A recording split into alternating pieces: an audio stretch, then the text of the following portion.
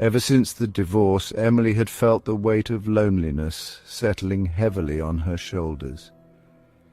She moved to the small town of Redbrook, hoping that a fresh start would give her the peace she so desperately needed. She found a charming, though slightly run-down house at the edge of the town, a place that seemed perfect for someone who just wanted to escape from everything. The house had history. It was an old Victorian-style building with a large attic that she loved most. It had always intrigued her, though she had never explored it, as if something were waiting up there for her. One chilly autumn evening, as Emily unpacked the last of the boxes in her new home, she found an old ornate mirror wrapped in heavy blankets. The mirror wasn't a family heirloom, she was certain of that, but it looked ancient, its frame carved with intricate dark patterns.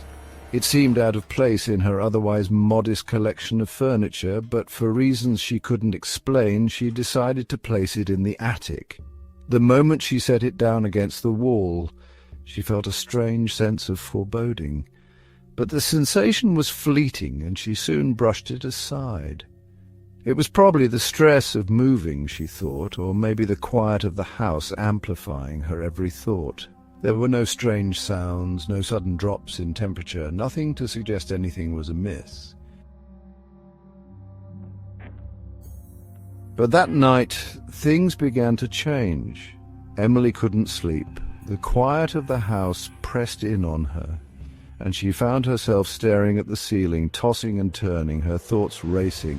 At some point she heard it, faint footsteps from upstairs. She froze, listening intently, but the sound stopped abruptly, leaving her feeling confused. The house had been empty for years. There should have been no one upstairs. The next night, the same thing happened. It was as if someone was pacing around in the attic.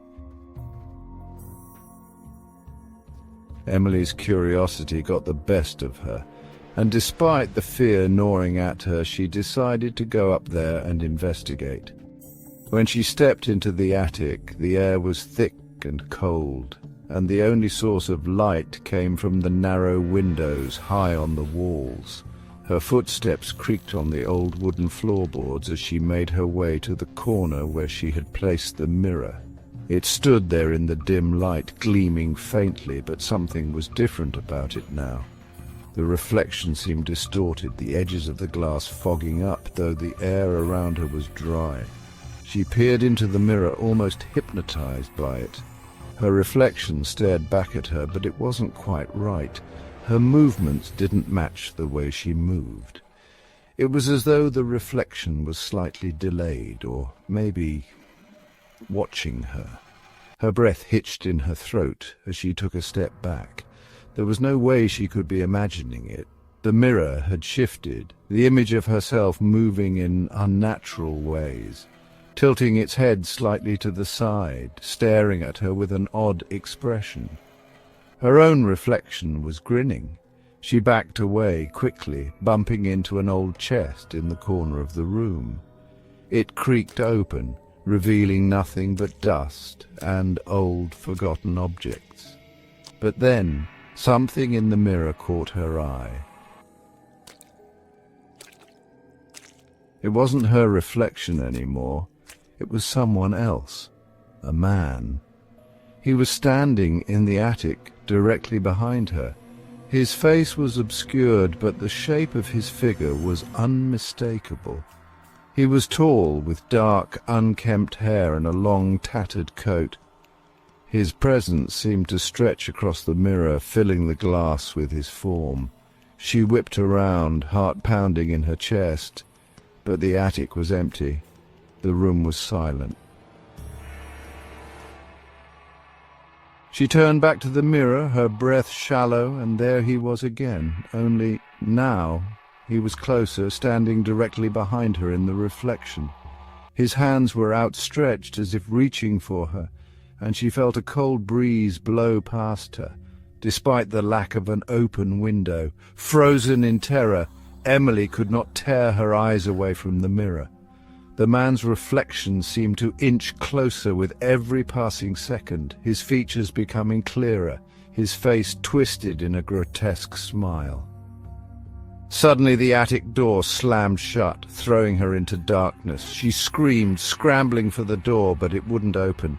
The latch had caught, and she was trapped. Her heart thudded in her chest as she pounded on the door, desperate to escape. Behind her the mirror began to hum. The reflection of the man was now fully visible, standing next to her in the glass, his face twisted into an expression of malice. His eyes locked onto hers, cold and unblinking. The room felt colder, and she could hear the faint sound of a whispering voice coming from the mirror. It was unintelligible at first, but then the words became clear. "Leave, before it's too late." Emily's breath hitched as the whisper turned into a low, guttural growl. The reflection of the man's mouth stretched into an unnatural grin, and before she could move, his hand reached through the glass, grabbing her by the wrist. With a force unlike anything she'd ever felt, she was yanked toward the mirror.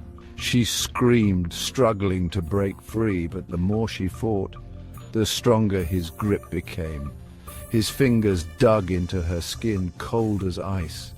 Her eyes darted around the room, searching for anything to help her escape, but there was nothing. The attic was closing in on her, and all she could focus on was the mirror, now reflecting nothing but a dark void. She felt herself being pulled into it. Her body collided with the cold surface of the glass, her face smacking against the smooth, unyielding surface, and then the world went black. When Emily's neighbors came by to check on her the next morning, they found the door to the attic ajar. The house was eerily quiet, and the mirror in the attic stood undisturbed, its surface perfectly smooth, reflecting only the empty room. There was no sign of Emily. The police investigated the house but found no trace of her, no blood, no struggle, no footprints leading anywhere.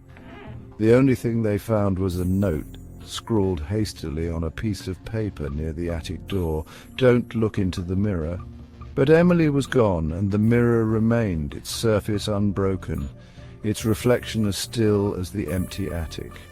Some say the mirror still waits, its reflection waiting for the next person foolish enough to gaze into it. And when they do, the reflection reaches out, pulling